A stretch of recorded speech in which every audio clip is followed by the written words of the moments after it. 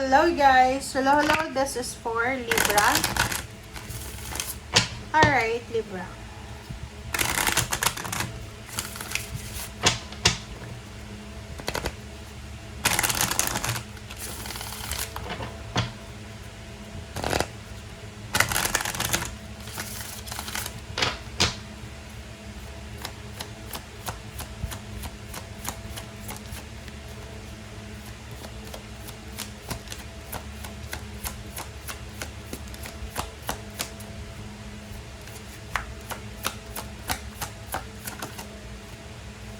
Okay, freedom, Libra.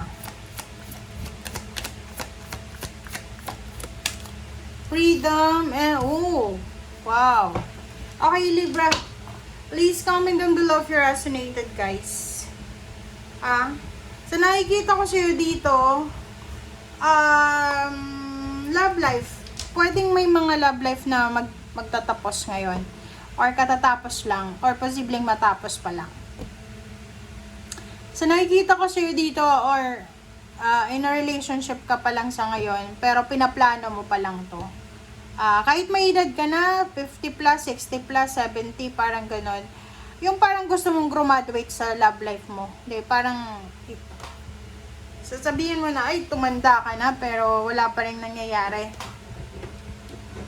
Okay, so sa nakikita ko sa'yo dito, nakapag-desisyon ka na, nakapag-decide ka na, Libra, talagang determinado ka na makalaya sa kung ano pa man na relationship na suffocated ka.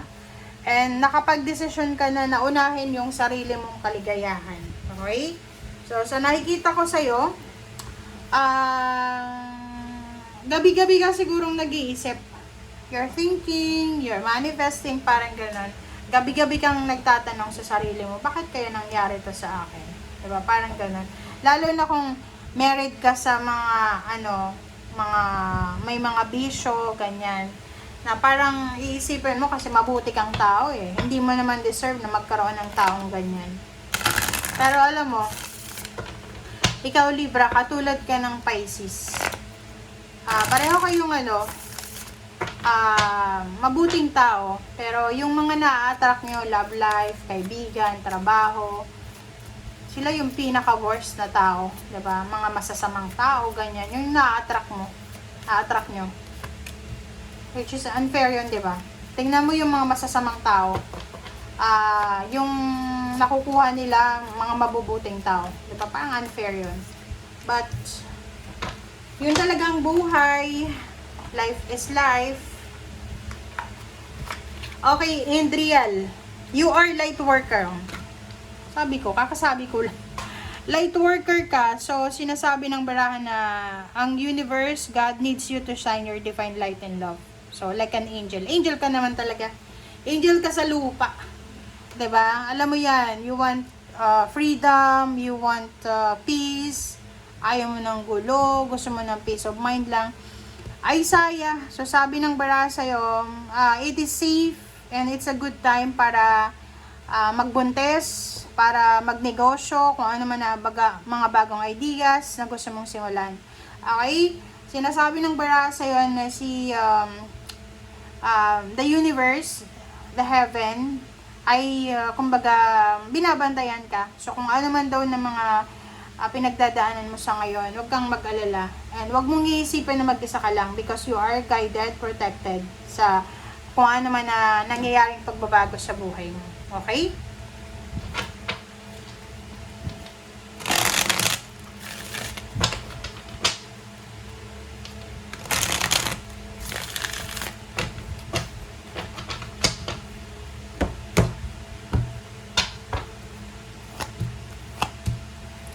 Okay. Five of Pentacles, yun. Sabi ng baraha dito, may mga mag-asawa, mag-boyfriend, girlfriend, mag-partner na meron kayong mga problema sa pera. Lalo yung kung ang person mo is water sign, Pisces, Scorpio, Cancer, or fire sign, Leo, Aries, Sagittarius. So, may mga financial problems kayo na posibleng kailangan masolusyonan. And, sinasabi ng baraha sa'yo dito, isang unexpected endings ang posibleng darating sa'yo. So, kung may mga financial issues kayo, Posibleng may solusyon ka na maaayos. Love life, ganun din. Gusto mo ng financial freedom. Possible na matapos ito as soon as possible. Kung ano man ng mga financial freedom mo, diba? Tingnan nyo. Kita nyo ba, Libra? Sabi ng baraha sa'yo kung ano man na financial issues, emotional problems, ay posibleng unexpected na matatapos yan. There's a lump sum of money na parating sa buhay mo. Recovery. So, nakikita ko sa'yo dito na you're recovering from any emotional problems, stress, ganyan. Ay, nako. So, sabi ng baraha sa'yo, there's an opportunity na Libra para makapag-ipon ka ng pera. Siguro for several, like 4 months, 4 years, 10 years, how many years? 5 years. So, hindi ka talaga nakapag-ipon. But this time, sabi ng baraha, kailangan mo talagang asikasuhin ito. Ito na yung bigyan mo ng focus. Okay? Kailangan mag-iingat ka sa pag-handle ng salapi. Kailangan magtipid ka. Mapasensya ka dapat. And, halimbawa, ganito yon. Gusto mo ng cellphone, gusto mo ng bagong appliances, gusto mo ng sasakyan. Pag wala ka pang cash na pera, huwag mong pilitin. Magpasensya ka muna. Okay? Alright, so the Zero the Fool. So, sinasabi ng baraha na isang risky na love life, collaboration, any connection, ang posibleng pag-iisipan mo. So, parang, like may mag-offer sa'yo ng kasal, or may mag-offer sa'yo ng trabaho, may mag-offer sa'yo ng friendship, or any collaboration or business, or even travel, na kailangan mo daw pag-isipang mabuti. Kasi parang risky siya. Like for example, ibang lahi ito, gustong makipagrelasyon sa'yo, or pwedeng, nayayaya kang magpakasal. So, you need to be careful, guys. Okay? Alright, so next is Queen of Wands. Oh, sabi ng baraha sa'yo dito yon, there's some opportunity ng business and business na posibleng small business lang na pwedeng mag-flourish siya, mag-improve siya, Libra, na yun yung posibleng magiging rason para makaalis ka sa mga financial problems mo. Okay? So, ano ba yan?